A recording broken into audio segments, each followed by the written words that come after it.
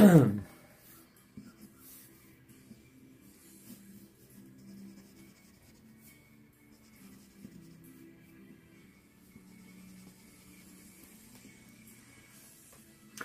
gang, thanks for joining me today. I am, as I say there in the title, wearing a graphic designer hat. Or no hat, but you get the idea. 30 years ago when I first launched into full-time self-employment as an artist, I marketed myself as an illustrator and graphic designer. That was not all that uncommon in those days, I think. At least it seemed to me it wasn't that uncommon, and it was a way to pay the bills. So I started out as a graphic designer. This was back in the dark ages before computers. Literally, I mean, I know scientists were using computers. You know, the military was using computers, but ordinary people like me were not using computers back in the 70s and early 80s. So we literally did everything by hand. It's amazing to me now to think. I still have like a bit of a museum. I've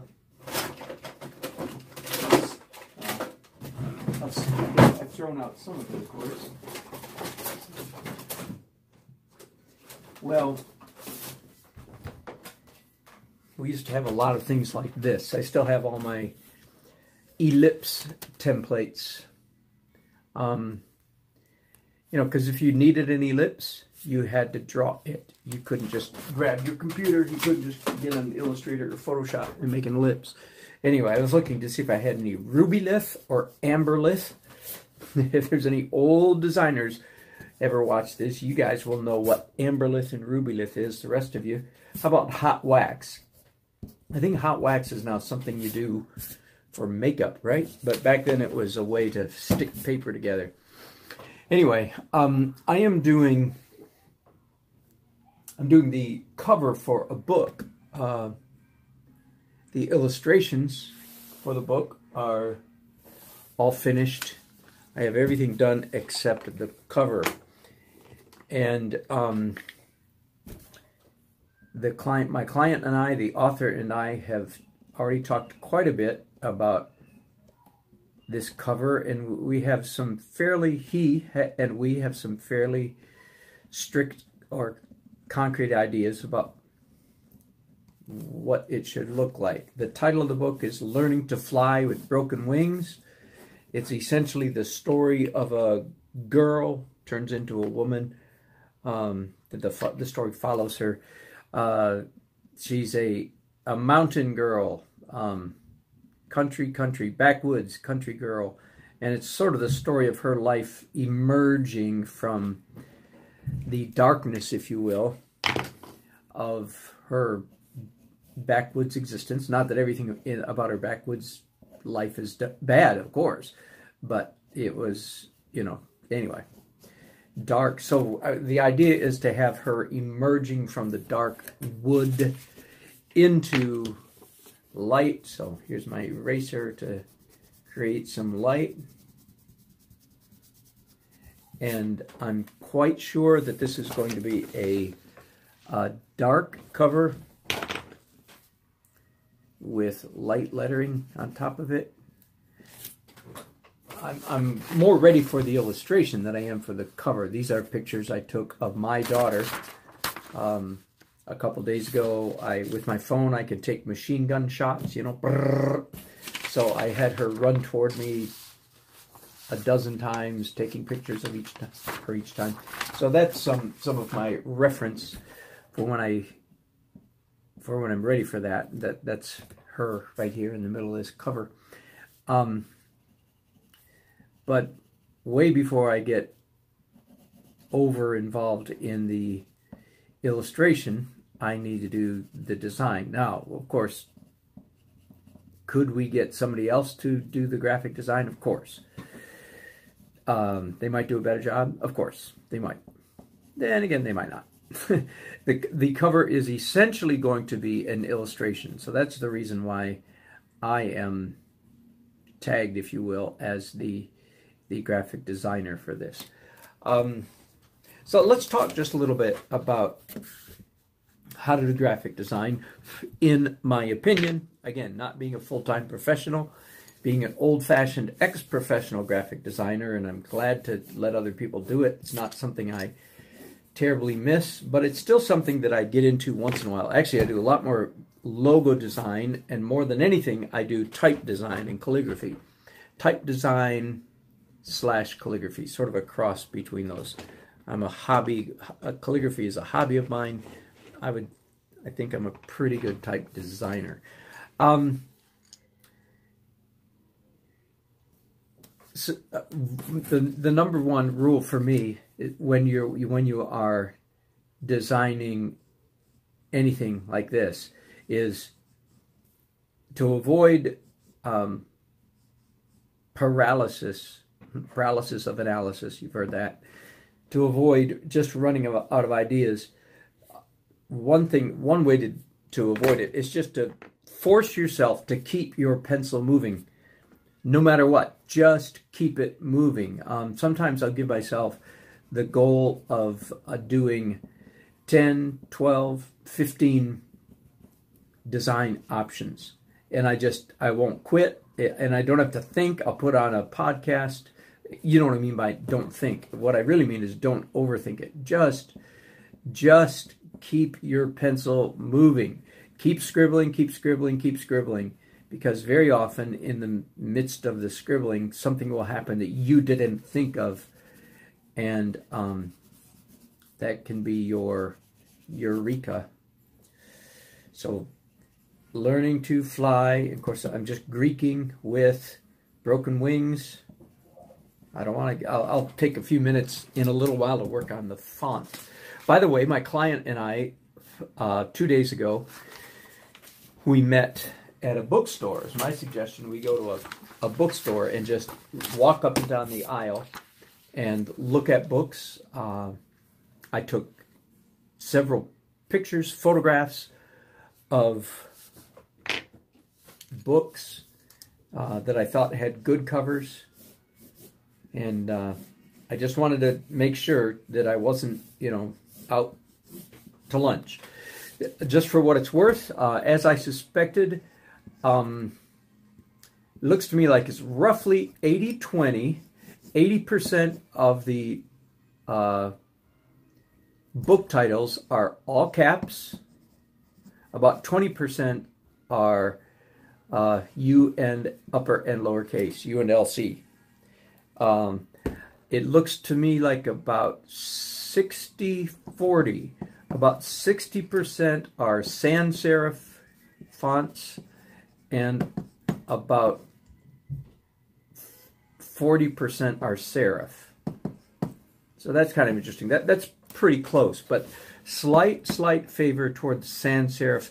So the most book titles are sans serif, all caps. I don't mean, that is the biggest category of these 4 categories. Anything else? No, I don't think so. Well, yeah, about I would think about 90% of the book covers have photography on them. About 10% have illustration. Now, I'm not including here books that don't have any image at all. This is just, if a book has a picture on it, a quick glance looked to me like it's about 90-10. However, in the fantasy department, or fantasy or science fiction, sci-fi, that was more like, again, I think more like probably 80-20, 80% illustration, 20%, maybe not even that much, photography. So that's a different category. And the story that I'm doing this cover for is slightly fantasy-ish. Slightly. It's one of those book stories that just kind of pushes the reality boundary a little bit in a fun way.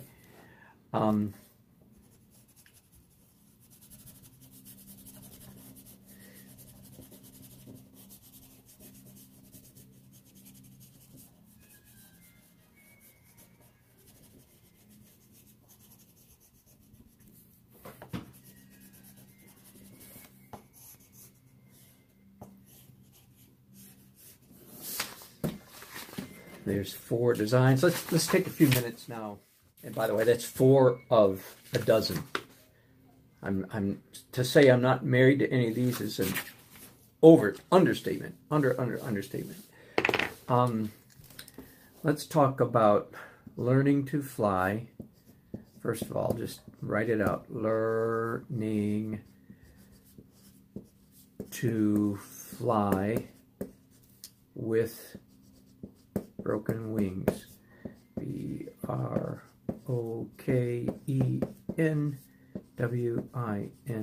That's as I thought. These 2 lines of type are very similar. How many letters? 1, 2, 3, 4, 5 and a half. 5, 6, 7, 8, 9, 10, 11, 12 and a half letters. The I, capital I is a half. 1, 2, 3, 4, 5, 6, 7, 8, 9, 10 and a half.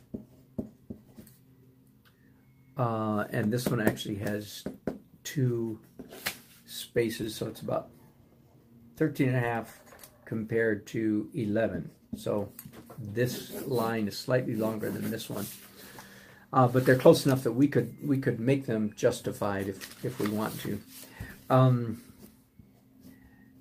And even though I could do this a lot more quickly on a computer, writing it out, and no doubt I will, I just want to see. Hello, Elise. I'm glad to hear that. Thank you very much. L-E-A-R, learning. What I'm doing here is, well, at the moment it's an outline font, but I'm not. Learning to fly, and then sometimes the small word that in between will be done sometimes in a script. For some reason, I'm imagining that. Learning to fly with broken wings. And this girl, by the way, she early in her life she has a bad fall, breaks her leg, and is crippled for the rest of her her childhood and young adult life. So that's why she's carrying a cane in this image. Late in life, she has surgery that corrects her limp and leg and so forth. That's, again, part of the story. Let me go back to, I sort of like what was happening here, where I'm not, making the entire cover dark, but just part of it. Let me try that again.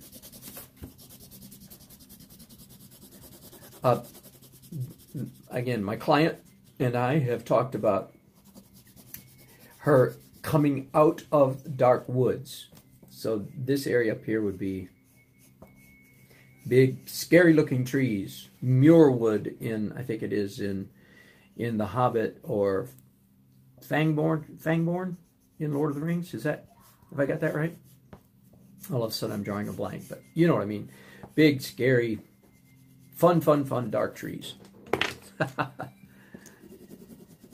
Now when I use that grease pencil, of course, I can't do any erasing, whereas when I use a graphite pencil like this, I can do some. But I'm not planning to. I'm just going to use a whiteout pen. Learning to fly with broken wings. I'm wondering, can we do a flush left and then have the girl out here? Don't know, maybe.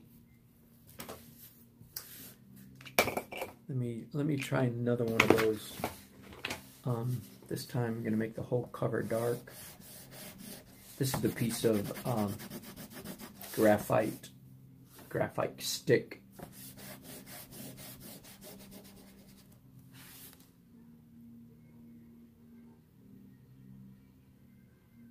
Hello, Rude John.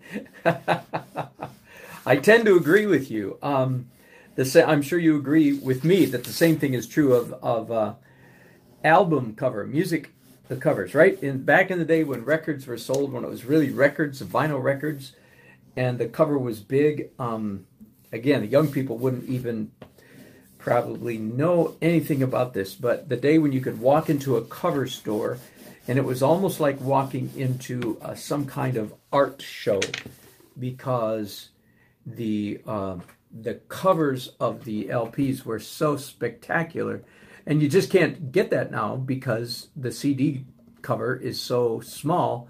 It doesn't have anywhere near the same impact. Even people are still doing good CD covers, but they're nothing like the old album covers. Learning to Fly with or on, I can't remember. Learning to Fly on has a better ring to it to me. Broken Wings.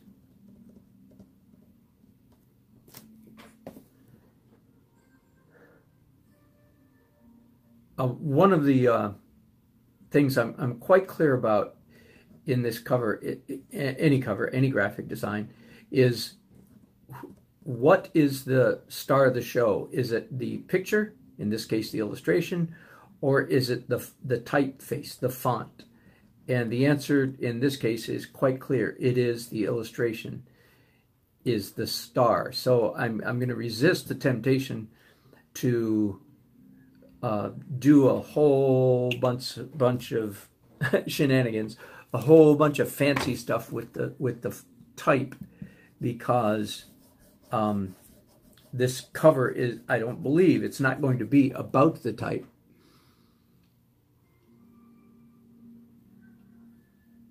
Yep, all of those covers. Of course, not the Beatles' White Album. I understand it was white because somehow the original cover was, I don't remember, was it declared to be bad in some way. That's why it's a white album, the famous Beatles' White Album. And then if I had a light coming down, I could put the author's name down here in dark.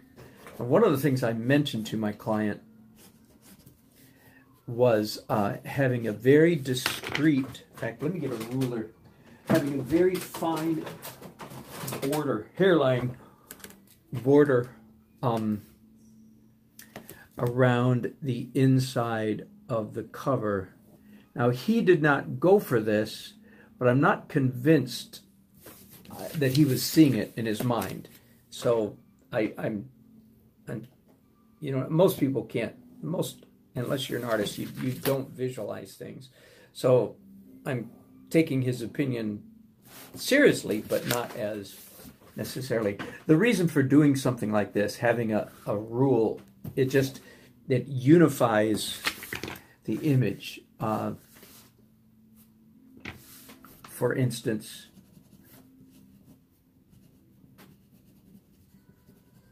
one of the things I thought about doing too is having the figure, the girl, go her top of her body bathed in light and then fading down to dark, because she's emerging out of the dark. Her legs haven't quite emerged yet. And then the background behind her would be doing just the opposite, fading from dark down to light, because the light from in front of her is hitting the ground at her feet. So one thing that would be kind of fun if we actually did that would be, that I've kind of indicated here, is that there's a zone in the middle where it almost completely disappears. That would be fun. But of course I have to be careful, because you know, I can get carried away doing things that are just too much visual fun and don't necessarily serve the primary goals of my client. But be that as it may, that's kind of interesting. I believe this cover will be in color, although again my client suggested that the background, that the dark woods be black and white, and that she be merging into color, like the Wizard of Oz. You know, Dorothy in her life in Kansas is black and white, and then she emerges into color when she lands in, I was going to say Neverland. I'm mixing stories, aren't I? You know what's funny? As a kid, we only had black and white TVs, of course, and I never realized that that was happening in The Wizard of Oz until I saw it again as an adult.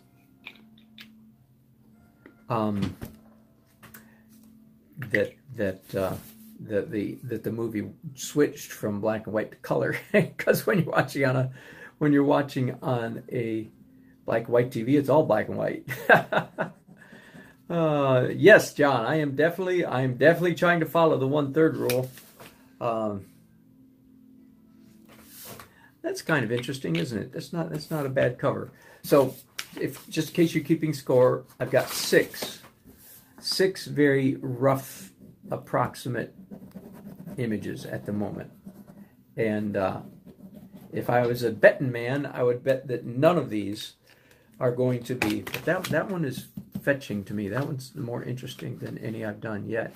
My guess is that none of these 6 are actually going to make the cut. And again, I'm just following my own advice. I'm not going to keep you guys on much longer because this could get boring. Whoops! Here's my thumbnails. Look, I started out this big. Now I'm almost twice that big. They've grown. I'm going to be sure to reverse that process because I do not want. Okay, let's just for fun see what would happen if we did one flush. Right. Thanks, John. I like that one too. It's got some. A little spooky looking the way it is right now, but that's all right. Just a tiny bit of spooky. Hey, here's something I should share with you. Let me find a piece of paper I've already written on. And I have explained this to my client, and he goes along with it. I've got something I call there's an 80-20 rule. There's another 80-20. I think I've shared this with you, but you probably weren't watching. It is this: when you're doing graphic design, designing a logo or a book cover, you want roughly 80% of the population of the public to get it, quote unquote, get it, whatever the it is. You want, and this is the counterintuitive part of this formula, you want roughly 20% of the viewing public to be lost as a goose, whatever a goose is there, lost as a ghost. You want 20% not to get it. You want them to go, I don't get it. You understand? And that's by the way, that was pretty nasty, wasn't it? That's exactly the person you don't want to get it. The one that goes, I don't get it. Okay? The reason is, if you do, for instance, a logo. Oh, that's right. I talked about this just a couple weeks ago, last week, 2 weeks ago. If you do a logo so that, I'm going to call him Bubba. Forgive me for those who are named Bubba. But for the Bubba who goes, I don't get it. If you design it so stupid that even Bubba gets it, what you're doing is you're putting then 50, not 80, but 50% of your audience you're putting to sleep because it is such a boring logo that they don't even want to look at it. Such a boring cover, such a predictable cover, such a boring image. So you always want a significant, I'm calling 1/5 of the population, you always want a significant part of the population to not get it. Because if you make it so 100% is getting it, then the other end of the spectrum, the people who are really visually sharp, you're boring them to tears. And this is really important because many times when you're dealing with, in the business world, it, as a matter of fact, is the CEO or the president who's one of these. He's great with people, maybe. He's good with money. He's good with decisions, blah, blah, blah, blah. Almost by definition, if he's good at all that stuff, he's not good at visuals. So many times, and this is, you have to have this speech with the CEO, say, and you have to be very gentle and say, let me explain something to you, blah, blah, blah. And of course, you have to use language that doesn't offend him because otherwise you'll get fired from your job. But many times it is, in fact, the boss man is blind as a stump. But if you design a commercial, TV commercial, you want 20% of the population to go, I don't get it. Who's got, Geico has fantastic commercials these days. Geico, Chick-fil-A with all their cow stuff, good commercials. And in fact, I say this to my kids. If you had the misfortune of living in the house with me, anytime I see a funny commercial, a commercial on TV, or on the radio, but on TV that actually makes everybody laugh. I say to them, do you know why that commercial is funny? Because the boss man decided to get his butt out of the arena he has no business being in, and he hired an ad agency and did what they told him. Now, I know that sounds, only you graphic designers are going, that's right! The rest of you are going, what? I don't get it. Here's what happens. Typically, the graphic designer or the ad agency, the creative people, they come up with brilliant, like say TV commercials. They come up with a great idea for a TV commercial. They take it to Boss Man, and Boss Man goes, well, you know what? I don't really like it. I don't really get it. I think it'd be better if, like, the woman, like, treats the man like he's really stupid. Ha, ha, ha. That's never been done before. Forgive me for being so horribly whatever. But, again, every graphic designer in the sound of my voice is going, oh, dang, that's correct. It's the CEO who has the smarts to say, okay, I don't get it, but I trust you guys. You're good. I'm going to step away. Somewhere along the line, then of course after it's all over, then the Geico, whoever's doing the Geico commercials, the boss man that goes, yep, that was my idea. That was my idea. Oh, I came up with the idea for having a gecko. Oh, well, no, it wasn't his idea. It was an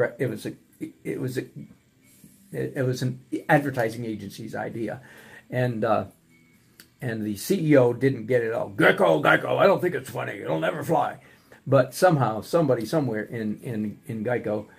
Some CEO got his butt out of the advertising business, let the graphic designer, the ad agency, the creative people run with it, and now they have a smashing, for years now, they've had good commercials.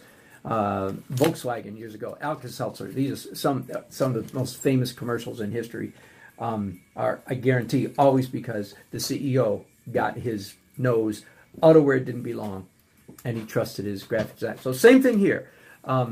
I am not designing a cover so that everybody gets it. If I design a cover that everybody gets it, it will be a bad cover. Ugly, boring, predictable. And the thing is, the people who are visually savvy, the same thing, by the way, is true with my fine arts painting. Same principle. The people who are visually savvy are the people you want to satisfy. The people who are blind as a bat, you don't care about. They will never get it. They're good at something else. They're good accountants. They're good with people. They're good counselors. Maybe they're even good musicians. Not likely. But they're good at something else. They're not good at visuals. So you don't ever try to design whatever it is you're designing to satisfy the people who are not visual. Because, first of all, they don't care. They don't notice. And so forth. So you design stuff for, the majority. I'm not saying you don't want it so obscure that only 20% of the population gets it. Then you won't get hired for that kind of work either. Okay, let me try something else here. Thank you for letting me have that tirade. Okay, I want to do another flush right. Learning to fly on broken wings.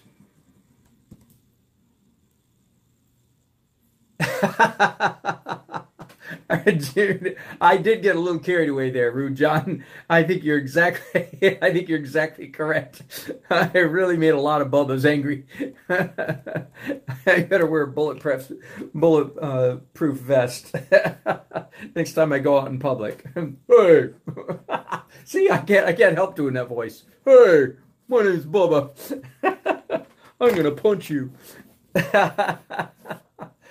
Oh, man. Okay. I hope my bark is worse than my bite, I think. Okay, so let's see what would happen if this girl... Oh, by the way, if I should maybe flop her the other way if she's on this side, but too late now. I'll try that next. On all of these, I've got her right hand up in the air, which is the way the photographs are, but I should flop these and see if I like it better.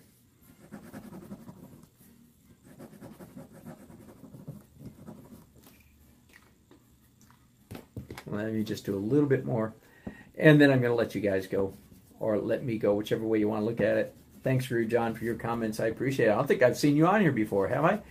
Are you sneaking in for the first time, or are you a regular and you just don't usually say anything? Which is it? Anyway, good to have you on board. Thanks for making comments.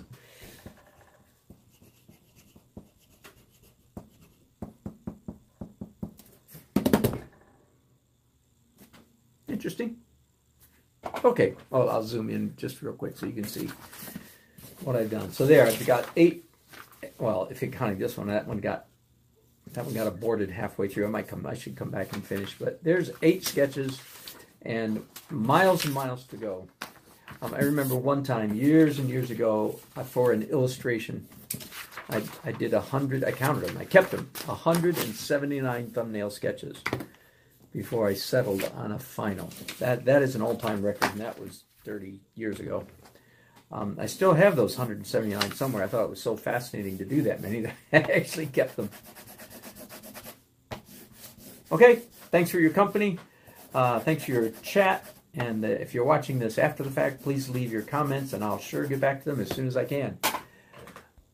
Thanks for watching. Bye-bye.